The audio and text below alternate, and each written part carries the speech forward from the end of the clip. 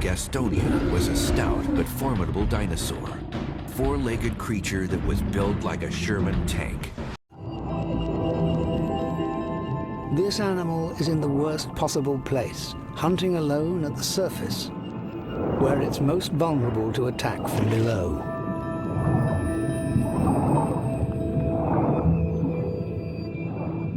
To assert his dominance, he leans in, flashing those serrated teeth. And it's bye-bye, baby.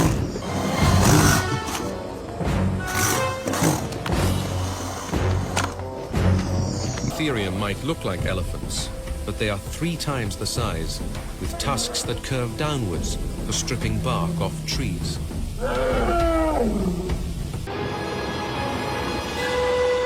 Indricotheriums are related to rhinos, but their size is in a different league. A fully grown male stands over 7 meters tall and weighs in at 15 tons.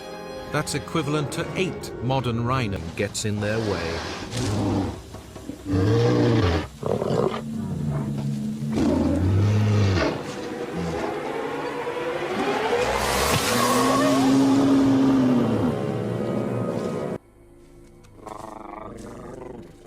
They don't know.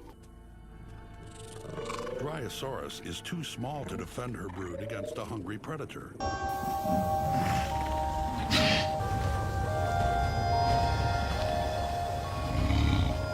Size tyrannosaur.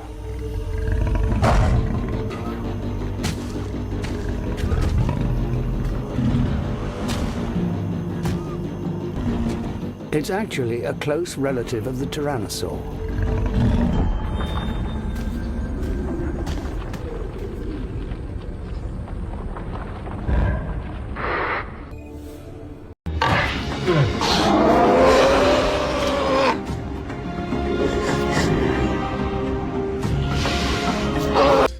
And as the water she depends on disappears, she's trapped. Of the first vertebrate animals on land.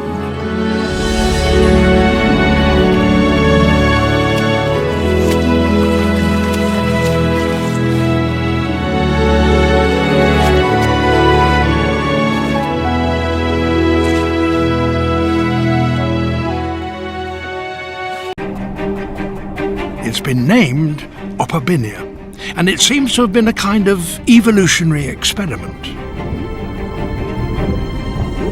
It's almost as if an assortment of different body parts have been put together in something of a hurry. What other animal has 5 eyes? And Opabinia wasn't the only oddball. Dorudon, a species of ancient whale. And whales were the reason I'd come here, though not for these tiddlers. Flightless like penguins, but they're far from as cute. Look at those dagger-like bills, and inside there they've actually got teeth. But just to hold their own, Hesperornis, they have to be tough. They're around at a time when there are truly awe-inspiring predators. On the land there's T-Rex. It's the only animal that waddles like that. It is a surreal creature. These creatures have extraordinary horns. You can tell this is a male because they splay out. The females, they're much more vertical. Actually, covering his eyes. He knows we're here, but he's not approaching or anything, not running away. Southern Britain would have looked very different from how it does today. The UK was closer to the equator and made up of a series of small islands. The weather was hot and unpredictable, with powerful storms and flash floods.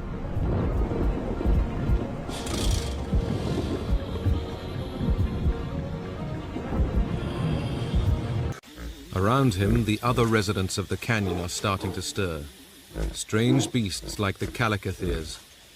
Almost 3 meters tall, they walk on their knuckles to protect their long claws. These powerful limbs are very effective defensive weapons, but more often these herbivores use them to hook down. Even in this desolate land, the profound vitality of nature brings new wonders to bear.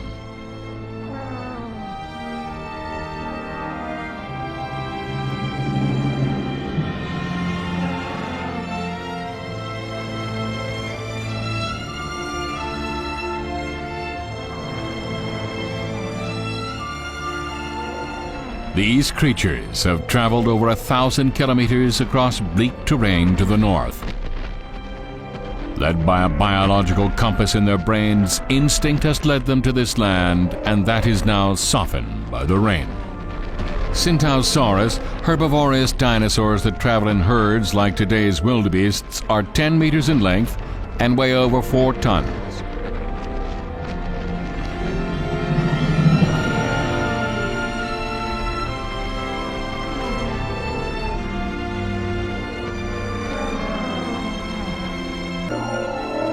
Moving in large numbers in search of substantial quantities of food can make them easy targets for predators.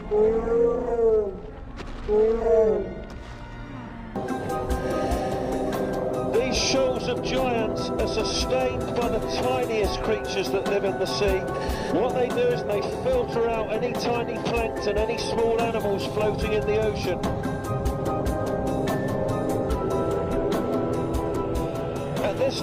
Although they are shaped like hippos and look a bit like pigs, Moeritherium are related to neither.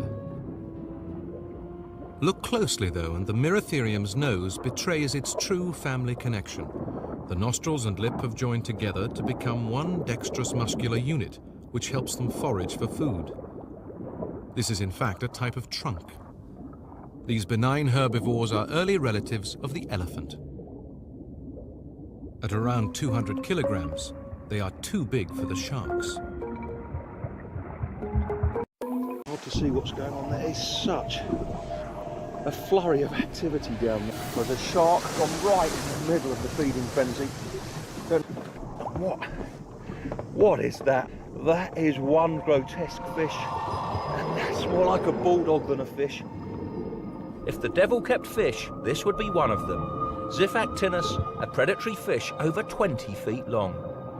It's got a Hesperornis in its mouth. Hesperornis there over 6 feet long. To find out more, I'm meeting one of the world's leading tyrannosaur experts, evolutionary biologist Steve Brusatte. The giant whales have arrived. Forget the gentle filter feeders of the 21st century. These days, every whale is a killer.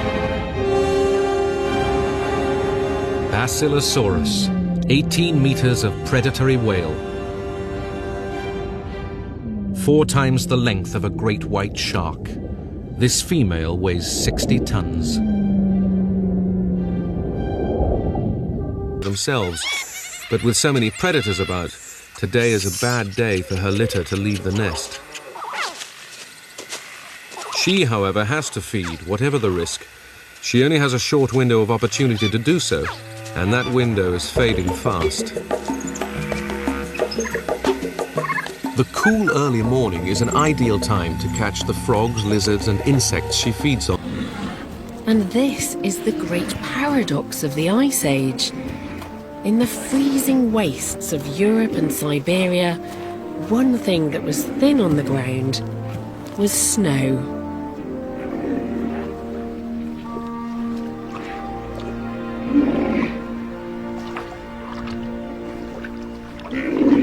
Temperatures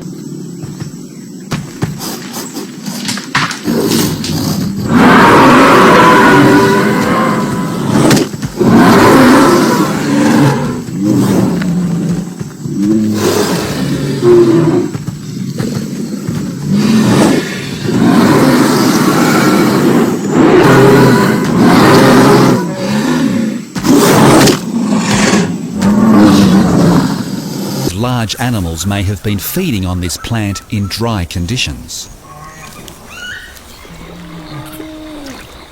But in drought, being big also has its advantages. Large animals dominate watering holes and dwindling food supplies. If an area has become particularly drought required to get to the next food source. The huge diprotodons would have been well equipped to survive drought and rummage for food further afield. Yeah, a rhino is probably your closest living biomechanical reference.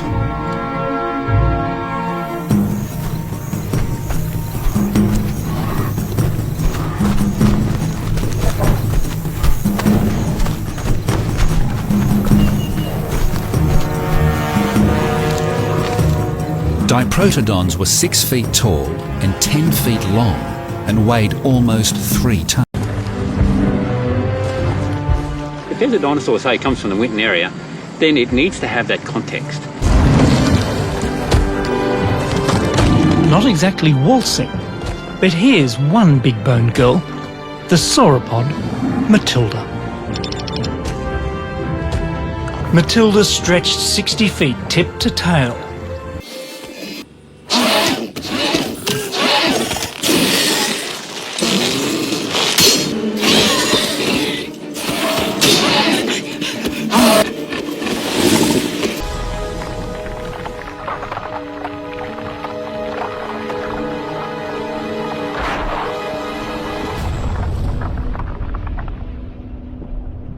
Pterygotus is the titan of sea scorpions. These changes have not suited everyone. The large killer birds are no longer much in evidence, but the damage caused by the prolonged drought has already been done. These Brontothea herds in particular have been hit hard. The rising water levels suit one group of hunters: amphibians. They've continued thriving over the last 60 million years. Their thin skin still restrict them to the water's edge, but they're now powerful predators with a devastating pair of jaws to reach.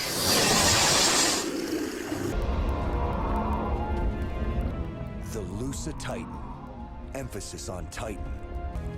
At 30 tons and 60 feet tall, they dwarf even the giant Deinotherium.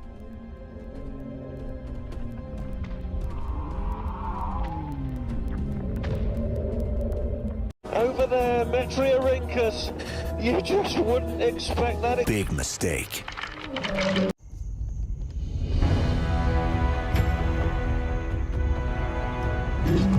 $125 million years ago, the early Cretaceous. Large sauropods, like Scelidosaurus, migrate across the landscape in search of food and water.